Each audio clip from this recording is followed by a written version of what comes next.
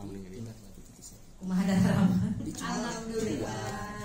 Ya Bapak dan Ibu, baiklah kita akan mulai ke materi yang kedua. Kita diskusikan bersama-sama pada materi modul ajar.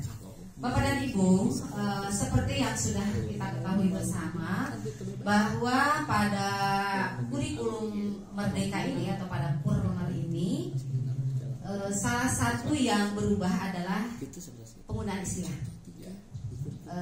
Di kurikulum sebelumnya 2013 kita kenal dengan nama RPP, Rencana Pelaksanaan Pembelajaran.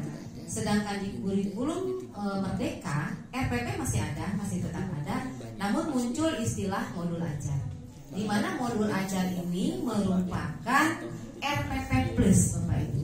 Disebutnya di Purmer itu modul ajar adalah RPP plus. Mengapa dikatakan RPP plus? Karena modul ajar itu lebih lengkap komponennya daripada RPP. Gitu ya Bapak Ibu ya.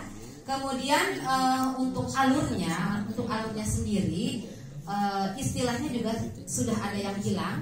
Kalau di K13 kan ada yang disebut dengan KI dan KD, sedangkan pada Purmer ini tidak muncul KI KD, tetapi sudah muncul yang namanya capaian pembelajaran.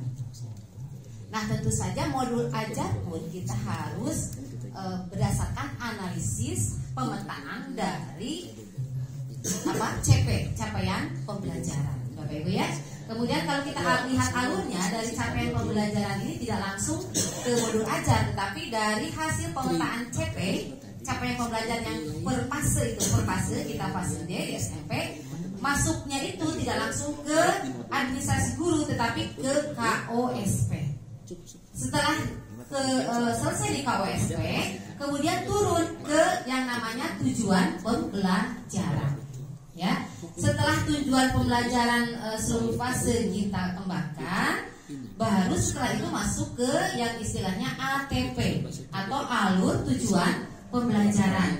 Kalau kita lihat dari ATP ini, bisa kita sandingkan ATP ini dengan silabus pada kurikulum 2013. Walaupun secara komponen, kalau silabus itu kan sudah ada komponen baku dari pemerintah.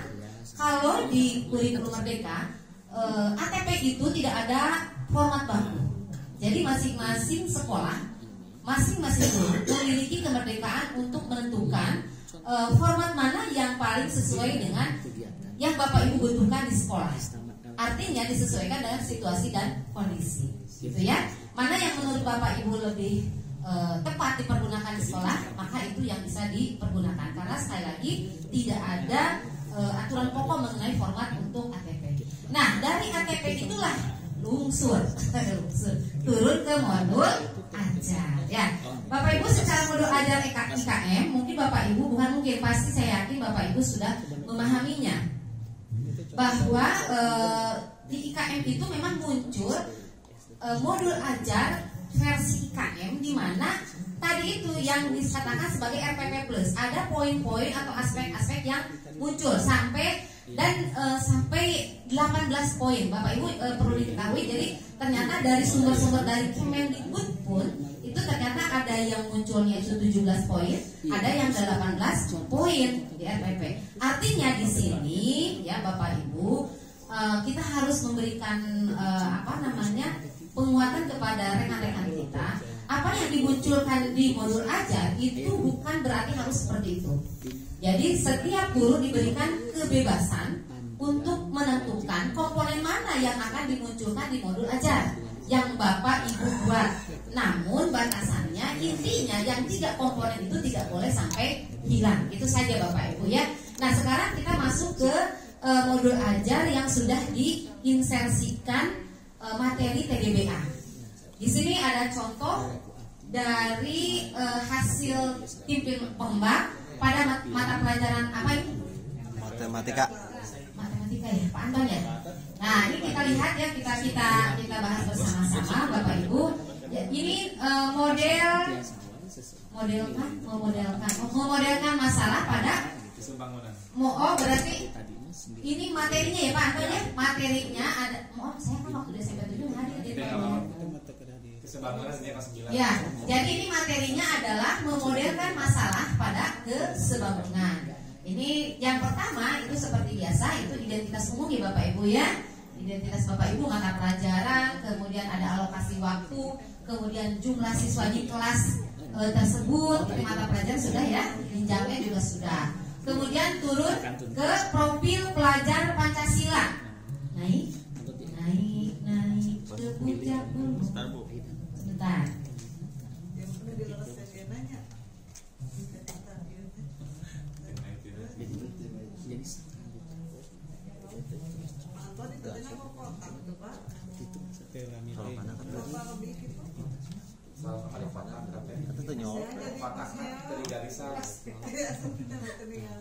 Ya, sambil menunggu Bapak Ibu, jadi sebenarnya untuk modul ajar itu tidak ada hal yang baru Bapak Ibu pada insersi TDBA. Mengapa? Karena tidak semua yang tercantum di capaian pembelajaran, di tujuan pembelajaran itu harus diinsersikan. Jadi silakan Bapak Ibu sendiri yang menentukan setelah dianalisis mana materi yang paling tepat untuk diinsersikan kepada kegiatan atau program TDBA. Sama seperti yang sudah dikerjakan oleh Bapak Ibu pada kurikulum sebelumnya. Bapak Ibu, jadi sebenarnya di modul ajar ini tidak ada yang khusus berubah, termasuk kan tadi sudah disampaikan poin-poinnya pun itu kan boleh ditentukan oleh Bapak Ibu sendiri gitu ya. Yang intinya adalah pada insersi itu biasanya atau sebaiknya sudah muncul mulai dari tujuan pembelajaran. Jadi sudah dimunculkan di tujuan pembelajaran, kemudian di langkah-langkah pembelajaran atau alurnya ya, alur kegiatannya harus muncul, dan di penilaian. Di penilaiannya itu kan benang merahnya harus dapat dari mulai tujuan, langkah-langkah sampai ke penilaian harus dapat. Jadi di tiga itu seperti yang disyaratkan sebuah RPP itu kan tidak boleh lepas yang tiga itu. Nah di insersi pun seperti itu. Intinya pada bagian itu kita munculkan, gitu ya Bapak Ibu. Jadi setelah Bapak Ibu menemukan materi yang paling tepat untuk diinsersikan, maka buatkan modul ajarnya, ya. Nah ini tadi sampai mana tadi kita? Nah ini kita tujuan ya, tujuan pembelajarannya di sini menyelesaikan masalah kontekstual, skala atau objek yang berkaitan dengan kesebangunan di laboratorium alam tatanen di Balai Etikan. Kita buktikan di tujuan pembelajaran sudah muncul. Nah, insersinya sudah kelihatan di sini. Gitu ya. Lanjut langsung ke langkah-langkah pembelajaran saja Pak Jun.